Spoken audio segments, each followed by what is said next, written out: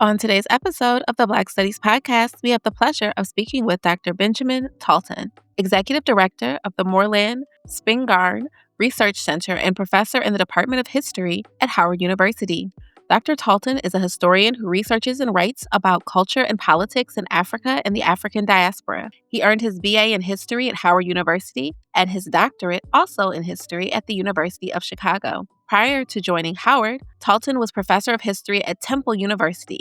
He also taught African history at Hofstra University and Kwame Nkrumah University of Science and Technology in Ghana. A highly respected author, Dr. Talton has published 3 books: The Politics of Social Change in Ghana, The Kankumba Struggle for Political Equality, Black Subjects in Africa and its Diasporas, Race and Gender in Research and Writing, which he co-edited with Dr. Quincy Mills of the University of Maryland, and most recently, In This Land of Plenty, Mickey Leland and Africa and American Politics, which won the 2020 Wesley Logan Prize from the American Historical Association. Among his current projects is co-editing Volume 3 of the Cambridge History of the African Diaspora with Monique Badassi and Namada Blyden, and chief editor of all 3 of the series volumes, Michael Gomez. Dr. Talton's work has also appeared in numerous peer-reviewed journals and popular media outlets, including The Washington Post, Jacobian, Current History, the Journal of Asian and African Studies, the African Studies Review, The Conversation, Ghana Studies, and Africa is a Country. Dr. Talton serves on the editorial board of the American Historical Review, the leading history academic journal. He is a former editor of African Studies Review, the leading North American peer-reviewed African Studies journal, and serves on the advisory board for New York University's Center for the Study of Africa and the African Diaspora. Dr. Talton is a past president of the Ghana Studies Association and a former member of the executive board for the Association for the Study of the Worldwide African Diaspora. Hello, everyone. Welcome to another episode of the Black Studies Podcast. Today, we have the pleasure of speaking with Dr. Benjamin Talton, Executive Director of the Moreland Spingarn Research Center and Professor in the Department of History at Howard University. How are you doing today, Dr. Talton? I'm doing great. Thanks for inviting me. Thank you so much for being here. So we can dive in. I know you already said you might have something to say about this. So how did you get into Black Studies as a field, and what keeps you committed to doing the work of Black Studies? Well, thanks. Yeah, so just for everyone to know, we did a little pre-gaming conversation. So we talked a little bit about my role in Black Studies, but I think if we define Black Studies as the research and writing on people of African descent, then certainly I'm in the field of Black Studies. I'm a Black Studies scholar. But because I come from Howard University and spent 13 years at Temple University, I do see it slightly differently. I know we think of Black Studies as interdisciplinary, right, bringing these different fields together, whether it's history, sociology, political science, and English. But at Howard University and at Temple in particular, Black Studies, Africana is a particular discipline. And those scholars do not see it necessarily as interdisciplinary. There's a pedagogy that goes into the ways in which you approach teaching and learning, and also there's a certain methodology in terms of research. So with respect to my colleagues in Black Studies, I would say that I'm Black Studies adjacent, because I'm solidly in the field and discipline of history. But if we want to take what I said initially, which is the study of Black people, sure, for the sake of the conversation, I'm a Black Studies scholar. So can you speak a little bit about how the work that you do in history is driven by not just a focus on Black people, but understandings of Black ways of knowing and knowledge? Like, you can do history, like you can do research on Black people and not necessarily be Black Studies, right?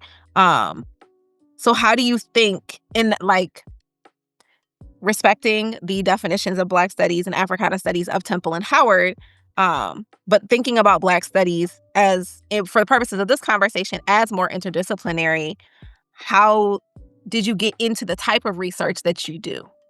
Yeah, well, I guess it's somewhat memoirs, right? Because it's been a lifelong journey. Even before I went to Howard, I was a student here in the late 1900s, 1992 to 1996. I say here because I'm literally sitting on Howard's campus. right now. But growing up, my formative years, I was in Harlem, New York, and just I was a very curious person, asked questions, liked to have conversation. I loved history. I've been a history nerd my entire life. Loved reading encyclopedias and textbooks. But just walking around, and I had the benefit of being in a community that had Dr. John Henrik Clark, who would just be at churches speaking. I would go to churches and hear him speak as a 13, 14-year-old. Ivan Van Sertima would be giving lectures at the Schomburg. I would just go right down the hill to the Schomburg and hear that. This is as a teenager. And so it really began in my formative years. I was fortunate to have parents who had bookshelves filled with books on Black people, people of African descent. I'm purposeful about saying people of African descent because it wasn't just African American. We had books on Africa and the Caribbean, novels, historical novels in particular. I'm obsessed with historical novels. I cannot get enough of historical novels. So just it really just was part of my DNA. I had parents who themselves were interested in Black history, and let's just say for the sake of the conversation, Black studies broadly, because it wasn't just history, literature and sociology, and religion as well. And Howard really had a huge impact on me coming here and just having professors like Joseph Harris, who was one of the founders of if we call African diaspora as a field. He's one of the pioneers of that. Dr. Linda Haywood, who was very central to my education here at Howard, and Dr. Edna Medford, and others. So and it's really the questions. It's not just knowing the historical facts or knowing the literature or knowing the data. It's about the inquiry, questions. It's always about the questions and asking questions, which I think is essential to Black studies as a discipline, but also the way that I approach it. And I'm interested, and you can look at my work, where it's not just yes, Black people were there, or Black people did that, or Black people created this, or Black people also did that. But it's really I'm interested in relationships between different communities of African people of African descent, right? So if you look at my first book is on the Conkomba in northern Ghana. The backdrop is white people. That's just context, right? It's not resistance to European colonial rule. It's the ways in which Africans were shaping their own politics, culture, and relations under colonial rule.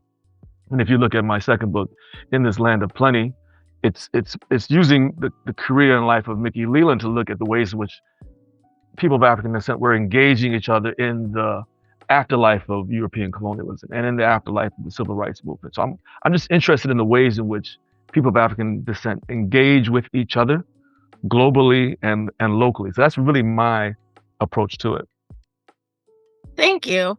I think that so that's really interesting to me, particularly because like one, being in Black studies, I think that too often with many of the programs and departments and centers about Black studies, there is such a focus on like African Americans or North America more broadly, and not necessarily thinking about the ways in which different communities of African descent are engaging with each other cross-nationally, internationally. And so I think that that's really, really interesting. How does that, and I know that because you are the executive director of the research center, how does that perspective play into your administrative career as well? That's a great question, and we could really maybe do a whole other conversation. You can invite me back for a whole other conversation, because I always say people of Africans and people of African descent, and I say our tagline at Moreland Spingarn is preserving the legacy of the global Black experience since 1914. It used to be preserving the legacy of the Black experience, and I added the global to it. And I've been accused. Now I will say I'm very proudly African American. You know, both my family lines go to the South, but I see us as part of a global community, and I have been accused and questioned, and not aggressively so, but I've made some people unhappy about decentering African Americans, because many of us feel that we are often decentered. You know, we had the struggle for civil rights, and then people benefit from our rights, right? Mhm. We pioneers in certain genres of literature and film, and you talk about hip hop and urban culture, right? It comes back to African American, but we often don't get credited for being pioneers in these spaces of democracy, of popular culture, of music. And so people say, well, if you say Africans and people of African descent, you're not giving African Americans their proper due. But I think it's important for us to see ourselves as part of this global community because, well, in fact, we really have no choice because we are part of it, right?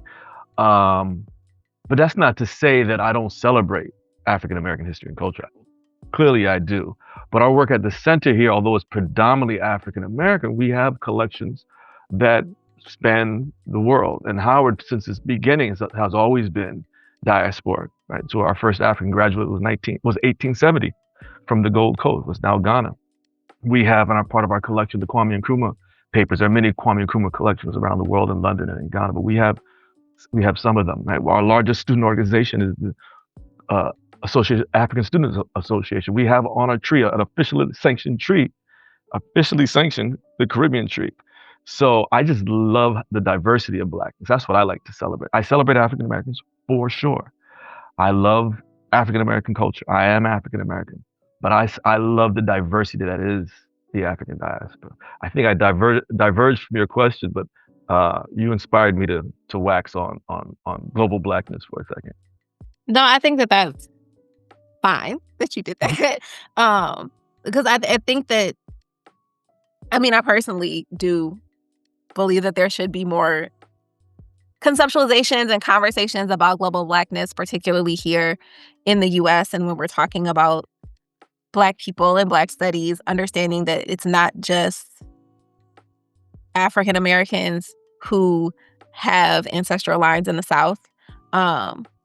So that is something that, number one, we're trying to work on getting more conversations about global Blackness and diasporas outside of the US in the podcast conversations, but also particularly in an increasingly globalizing world where the distance between cultures and nations and people is shrinking, at least Absolutely. digitally.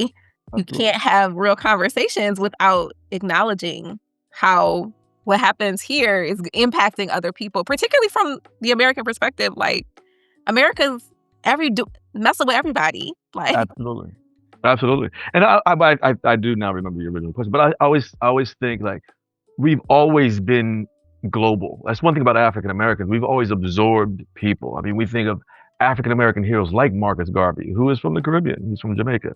We think of African American heroes like Malcolm X. His mother was from the Caribbean, right? mhm. We think of what did Kwame Nkrumah do? He came to the United States, attended Lincoln University, pledged Phi Beta Sigma, was inspired by the African American press, goes back to Ghana with that inspiration, with that understanding of and discovering Marcus Garvey here, right? Azikiwe, first president of Nigeria, also attended Howard University, then attended Lincoln University, inspired by the African American press, by the Black press, goes to the Gold Coast and founds a newspaper. So there's always been this cross fertilization. But getting back to this idea of Black studies, one thing that I am really encouraged about is the increasing number of scholars from the continent and scholars from the Caribbean that are engaging this idea of Black studies, engaging the African diaspora studies space. And it's just really evolving in a ways that I find very exciting and generative and highly productive. So I'm excited by the direction that's going, this global conversation that we're having. Me too. I think it's long overdue in broader spaces. It's like you said, it's been happening for a long time. And we can look at some of our most well-known scholars and leaders and see those things, but having a broader conversation about it is really important. So I'm glad it's growing. And it's easier now. Yeah. It's much easier to do now Yeah. because of the internet. So you are a trained historian. Um, so how do you situate yourself in relationship to history as a discipline, which, you know, is not always traditionally um, inclusive of different perspectives that are not necessarily those that can be found in the archives in particular. Like my sister is in history and she's looking at archives of slavery, right? Archives of Mhm. slavery are written by white men. Yeah. So what is it? How do you situate yourself in relationship to a discipline that can overly rely on archives that were created for particular people that dehumanized Black people for a long time? Yeah, I'm just incredibly fortunate because I just came up in this space of Black archive. Now, with the slavery piece is interesting because that's why I love so-called narratives, like Mhm. abolitionist literature, because then you get insights into the experiences of the enslaved from their perspective as they're presenting it. I like archaeology for that reason alone, unearthing these spaces in which the the enslaved inhabited. But I grew up the street from the Schomburg, so like we think of these archives as like houses that contain stories of violence and oppression. Much of that is true. But as a teenager, I would literally walk down the hill to the Schomburg Center, and that contains memories of our people, and in all of their pain, but in all of their glory as well. No place better to research Black New York in the 19th century than the Schomburg. No better place than study the brilliance of the new Negro movements, the so-called Harlem Renaissance, than the Schomburg. No better place to look at the papers of Bayard Rustin and Malcolm X and Arturo Schomburg, right? And on and on and on and on. I find archives extremely inspiring. They're places of joy to me because it's the memories of my ancestors. I get so much inspiration from them. That's not discounting the fact that most archives around the world that contain uh, the data on so-called Black history aren't mostly imperial, aren't mostly records of violence in the prison. That is true. But that was not my introduction to the archive. My introduction to the archive was a place that made me humble to see what my ancestors did and be able to read. I'm sitting in the Schomburg as a as a 20-year-old with Bayard Rustin's handwritten notes in my hand. No better way to connect with the ancestors, no better way to connect with the past than the archive. I have the privilege of serving as the executive director of the Moreland Spingarn Research Center, the largest private archive on the global Black experience in the world. This place fills me with joy every single day. I could literally walk 2 stories down and I'm in a room that has the stories, the voices, the handwritten notes. I could go on a shelf and pull out a piece of paper that Frederick Douglass wrote, handwritten notes by Frederick Douglass.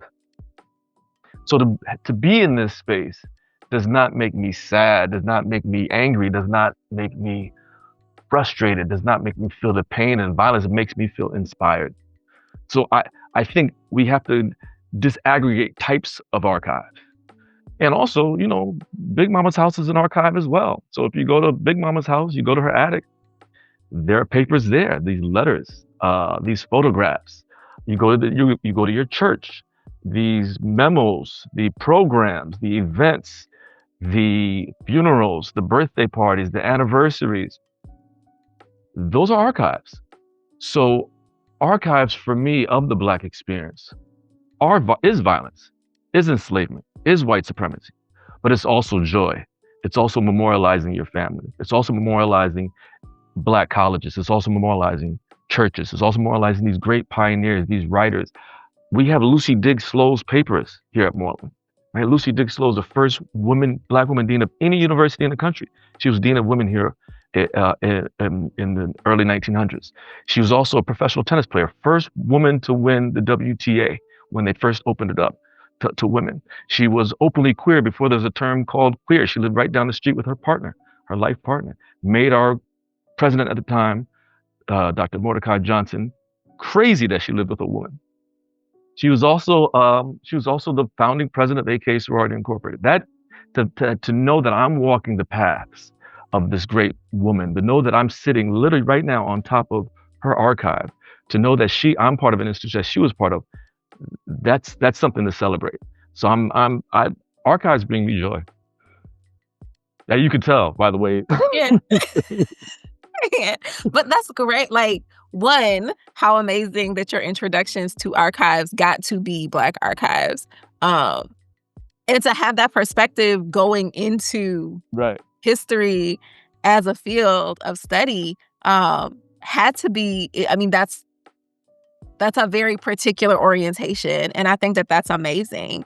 Well, I'll Um also add though, I'm sorry not to cut you off, but also I was very particular when I was a graduate student. I did not want to study the period of slavery, one, and I did not want to study. I wanted to study African Americans later, but as a graduate student, I wanted to focus on a specifically African, Mhm. continental African topic. So yes, my introduction to archives was one in which I was not really looking. But white supremacy was context. It wasn't. It wasn't. It wasn't the text. It was context.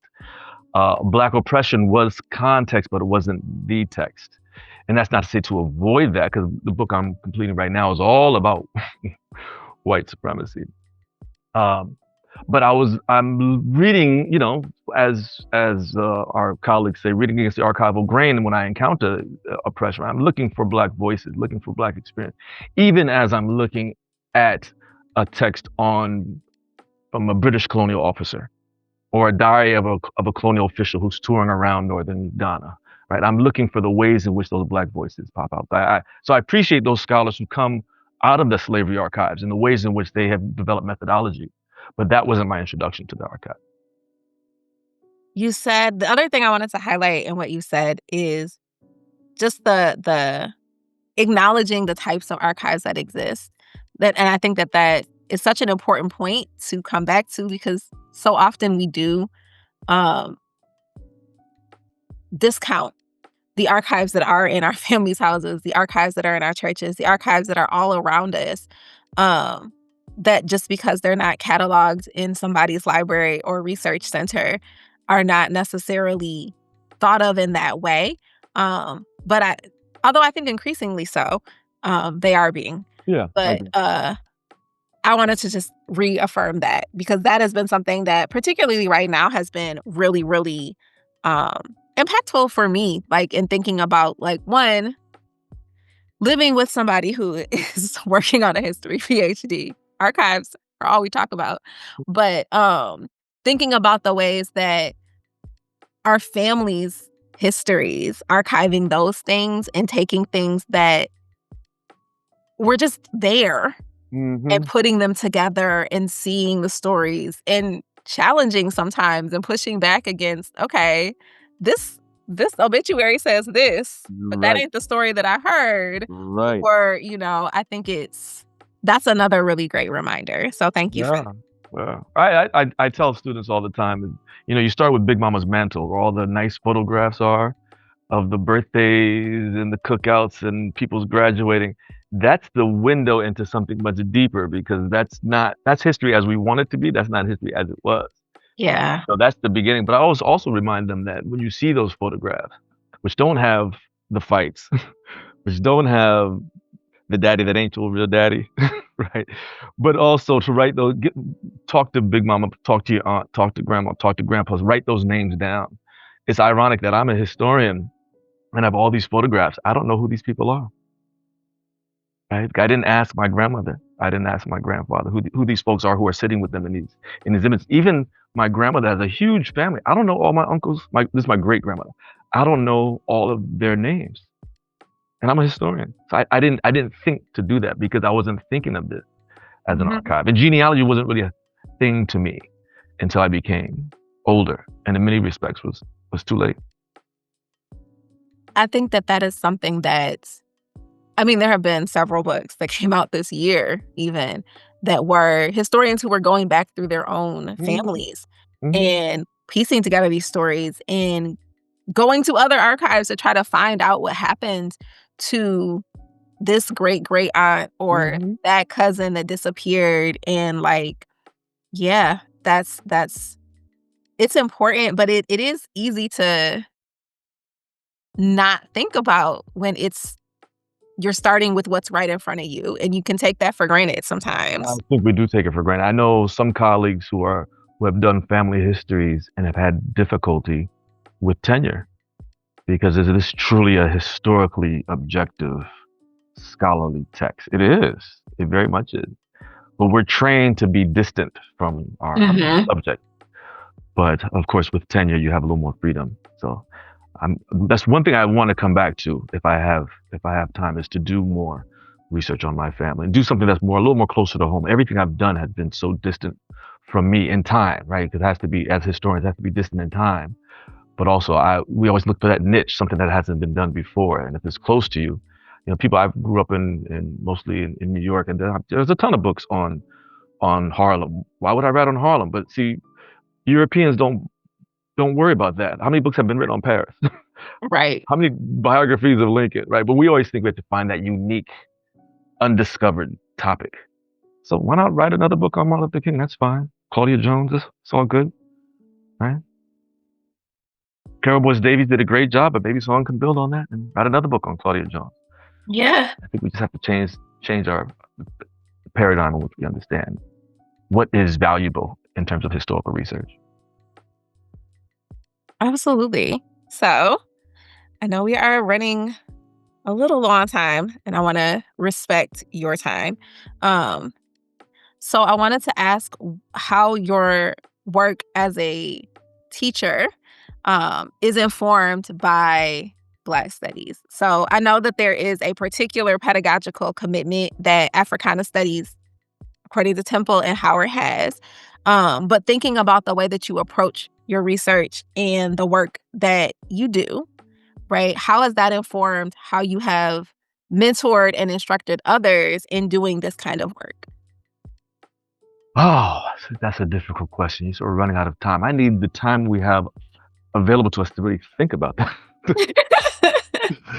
To think about it. Unfortunately, right now, because I'm an administrator, I'm not really in the classroom much. But I do think about my career going back to Hofstra and through Temple and the few classes I've taught at Howard.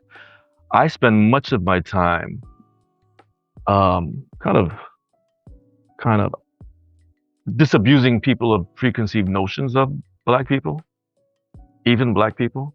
It's like I spend most of my time dispelling the myths, breaking down the mythology, breaking down the stereotypes, pushing back on preconceived notions. Again, even among Black students, and there's also this assumption that a good number of Black students arrive at the class with that they just by DNA or proximity know Black history, know Black culture, and then they're surprised at how hard they have to work, right? Because there's a rigor involved in Mhm. historical study and reading and research and writing, and there's oftentimes, and not just Black students, white students assume, oh, I'm going to take this African history class. That can't be that complicated because there's not much history there to begin with. Not to say all white students believe this, but there are those who do. Even my I have colleagues who question how I can fill 15 weeks with information on Africa. Never ceases to amaze me. So I think the important thing is to undermine these preconceived notions, but also what I do is we're teaching people how to ask questions. That to me is the main part of our our work. How do you ask questions? Because you can't begin to read if you don't have a question. What are you reading for? You can't begin the research without a good question. Because what are you researching for? And you definitely can't begin writing without a question. Because what question are you answering with your writing? So we can spend half of the semester just on formulating questions as we read, right? It's real. And then we can spend the second half on learning how to create a good thesis or preliminary thesis. So cleaning the slate, assuming that you know nothing, and asking questions, and it's all about inquiry. Just and also understanding that we are human beings. African people are humans. So we can't just look at hagiography. We can't just look at the glory days of Africa. We have to look at the pain, the suffering, the jealousies, the gossip, the violence, the misogyny, right? We have to look at all of that. We can't just celebrate Africans for being African. The Egyptians, Egypt was an empire. Therefore, it was violent, Hmm. right? Great Mali was an empire. Therefore, it was necessarily violent and largely repressive.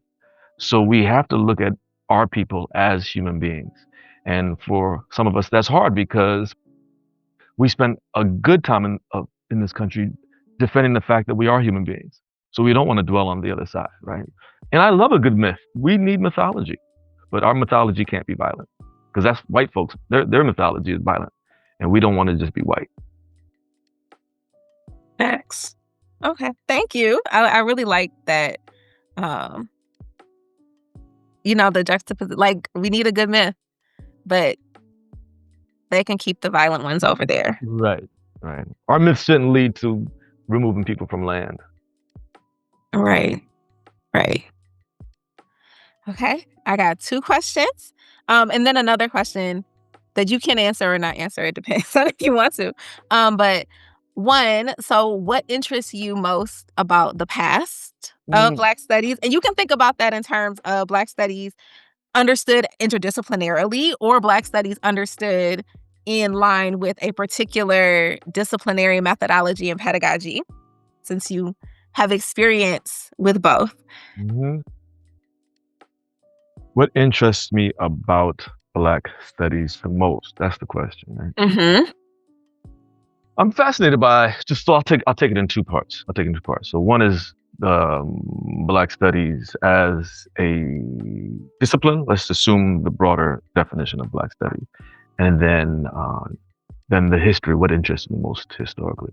But I'm fascinated by the the depth of the history of people of African descent exploring this history, going back to the early 1900s of people writing this history, and so there's a genealogy, and that genealogy is and I'm talking about in the Western sense, right? Because we can go back to Timbuktu and we can go back to Ethiopia but in terms of the genealogy that leads to where you and I are sitting having this conversation, largely an African American historical genealogy. Just the effort and the investment of these individuals, mostly men early on, of researching and writing on this history, because going back to violence, they understood the power of not having a history, and that Europeans saying that we don't have it. They understood what that meant to be a people without a history. That itself is a form of violence, is dehumanizing.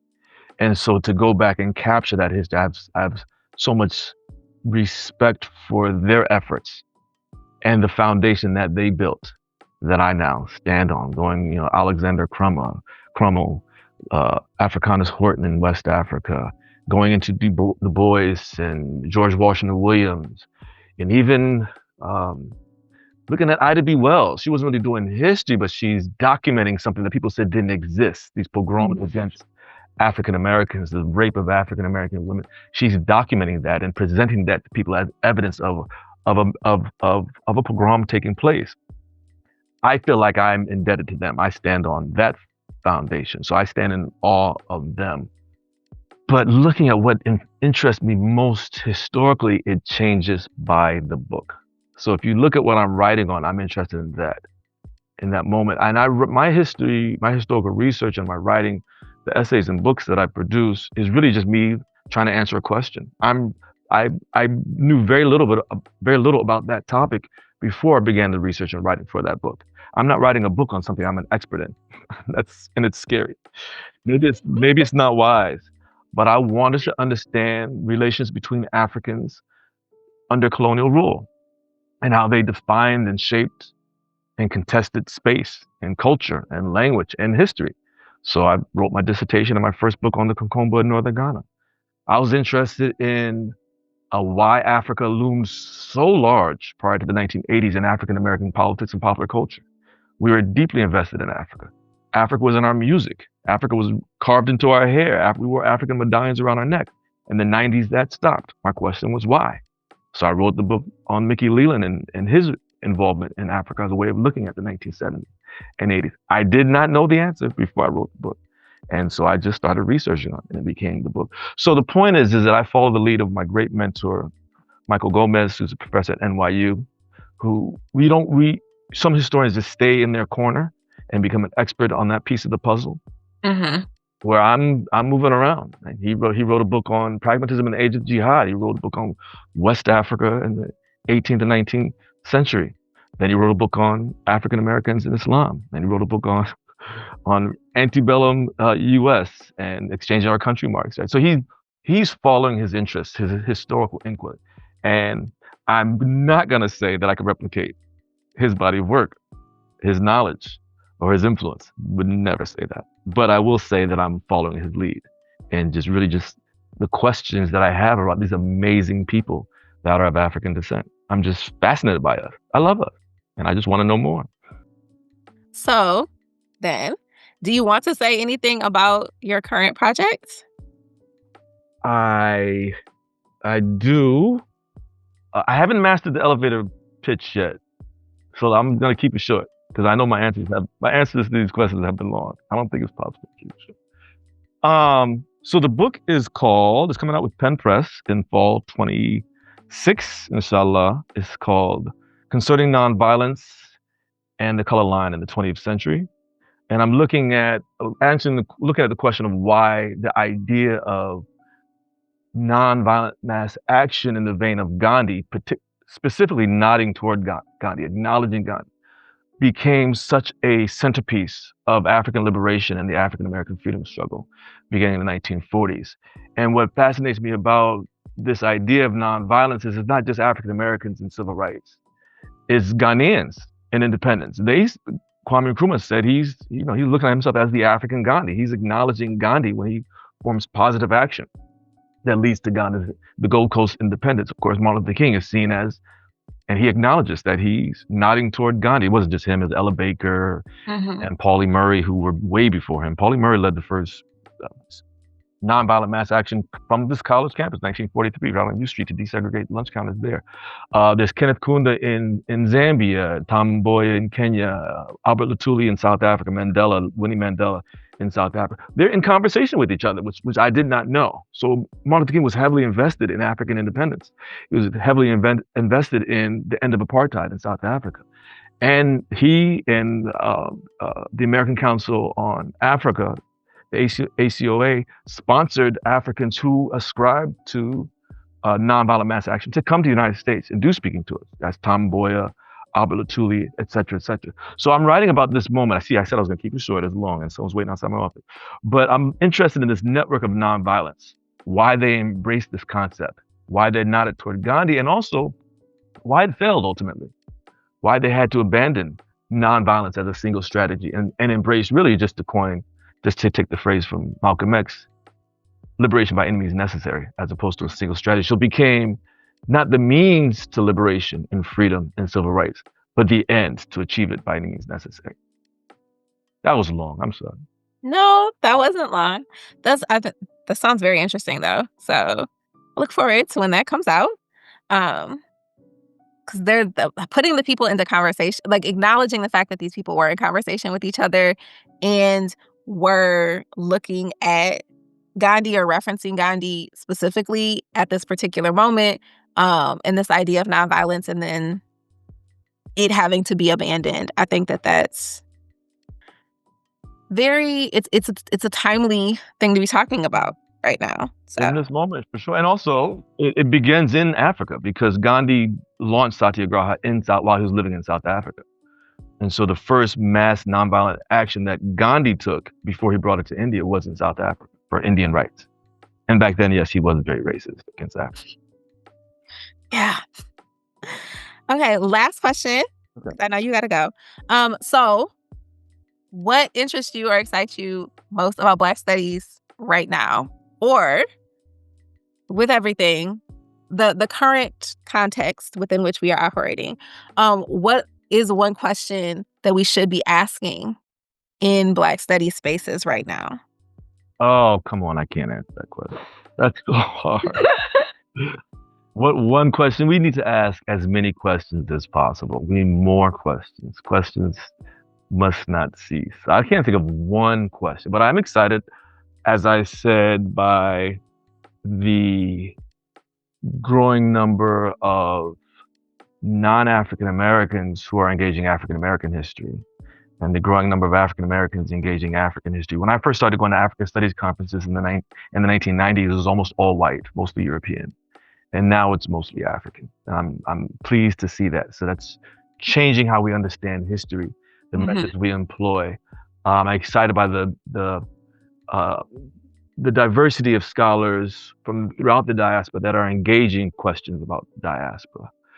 I'm excited to see just an explosion of books on women in history, particularly before the 20th century, which is so necessary. It's a huge difference from, I think of Paula Giddens when she was doing her work, it was like revolutionary, and she was one of the few. And now, my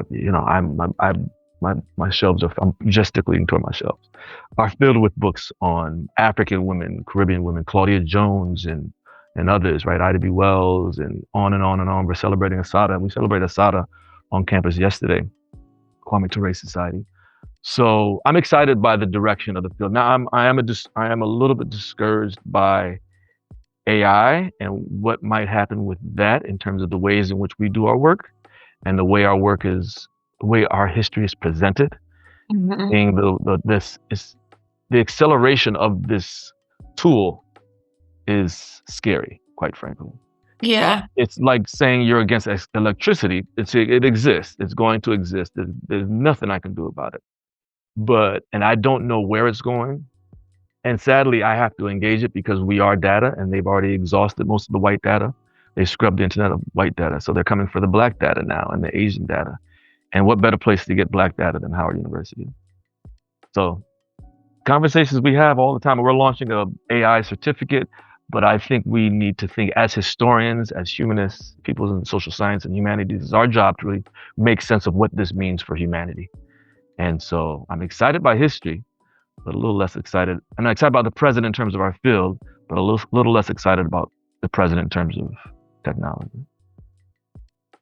Well, thank you. Thank you so much. Oh, that pessimistic note that I ended on. I was hoping there's something really inspiring that people can leave this conversation like, oh, wow, I feel so good after listening to that conversation. Nah, I think that, quite frankly, there are more pessimistic notes needed about AI in broader conversation. I think there has been a lot of just acceptance and resignment to it, like, being a thing and everybody having to use it in particular ways. And I don't think that that's, one, wise, but I also just don't think it's necessary. I think there needs to be more pessimism when we talk about AI and its limitations and its resource use. But Absolutely. that's just And in 5 years, we'll be able to have this conversation without us having this conversation. yeah. They could already do that. They could use Wikipedia. They can't use me because I'm not famous enough to be on Wikipedia, but they could take people who are on Wikipedia and create a podcast based on that. Scary. Yeah. And on that optimistic note, Well, thank you again so much. I really appreciate your time and all of the insights that you gave. I hope you have a wonderful rest of your day. thank you very much. Thanks for inviting me. I've enjoyed it.